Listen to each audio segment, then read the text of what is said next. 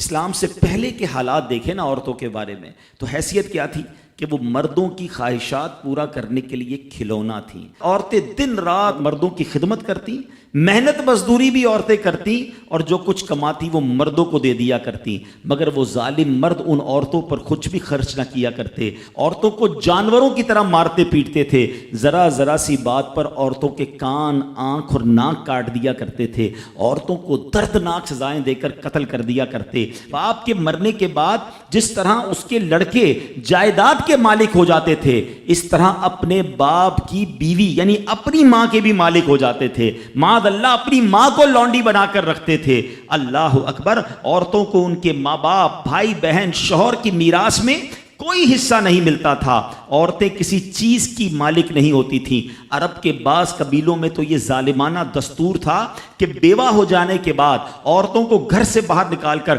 ایک چھوٹے سے تنگ اور تاریب جھونپڑے میں 1 سال کے لیے قید رکھا جاتا، کھانے پینے اور تمام ضرورتیں وہ اسی جھونپڑے میں پوری کیا کرتی تھیں۔ بہت سی عورتیں گھٹ گھٹ کر مر جاتی، جو زندہ رہ جاتی تو 1 سال بعد ان کے دامن میں اونٹ کی مینگنیاں ڈالی جاتی اور ان کو فورس کیا جاتا کہ کسی جانور کے بدن سے اپنے بدن کو رگڑیں، پھر اسی گندی حالت میں پورے شہر کا چکر لگایا جاتا تھا اور گویا یہ اعلان ہوتا تھا کہ اس عورت کی اب عدت ختم ہو گئی ہے۔ اللہ اکبر، ایسی ایسی رسمیں تھیں، ایسے رواج تھے، عورتیں بلبلاتی، روتی، تڑپتی، مگر ان عورتوں کے زخموں پر کوئی مرہم رکھنے والا نہیں تھا، کوئی فریاد سننے والا نہیں تھا۔ اللہ اکبر، 12 ربیع الاول کی صبح صادق کے وقت کائنات میں ایک ایسا نور جلوہ گر ہوا، ایک ایسی شخصیت آئی جہاں جس نے جہالت کے اندھیروں کو ختم کیا، وہاں ساری دنیا کی عورتوں کے لیے ایک ایسے دکھ کا مداوا بن کر آئے۔ نبی پاک علیہ الصلوۃ والسلام ایسے احکامات لے کر آئے،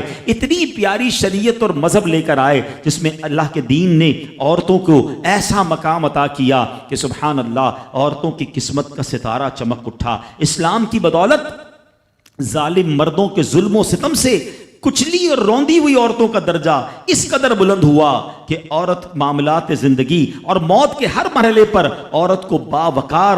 مقام حاصل ہوا۔ مردوں کی طرح عورتوں کے بھی حقوق جو ہے وہ بیان کیے گئے، عورتوں کی حفاظت کے لیے احکام خداوندی نازل ہوئے، عورتوں کو مالکانہ حقوق مل گئے، عورتیں اپنے مہر کی رقموں، اپنی تجارتوں، اپنی جائیدادوں کی مالک بنا دی گئیں، اپنے ماں باپ، بھائی بہن، اولاد اور شوہر کی میراثوں کی وارث قرار دی گئیں۔ الغرض وہ عورتیں جو مردوں کی جوتیوں سے بھی زیادہ ذلیل و خوار تھیں، انتہائی مجبور و لاچار تھیں، وہ مردوں کے دلوں کا سکون اور ان کی گھروں کی ملکہ بن گئیں۔ چنانچہ قرآن مجید صاف صاف لفظوں میں خواتین کے، عورتوں کے حقوق بیان کرتے ہوئے ارشاد فرماتا ہے، بسم اللہ الرحمن الرحیم، خلق لکم من انفسکم ازواجا لتسکنوا الیہا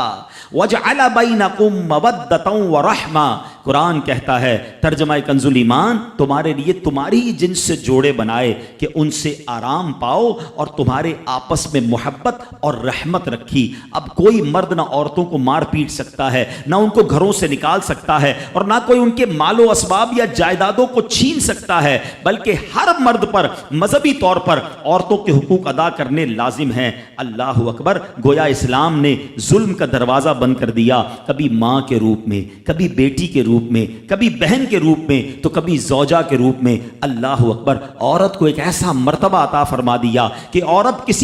کسی بھی روپ میں ہو، جب بھی اس کے جناب حقوق تلف کیے جائیں گے، نا انصافی کی جائے گی، اسلام وہاں پر اپنا کردار ادا کرتا ہے، اسلامی قوانین سامنے آتے ہیں، عورتوں کے حقوق بیان کیے جاتے ہیں۔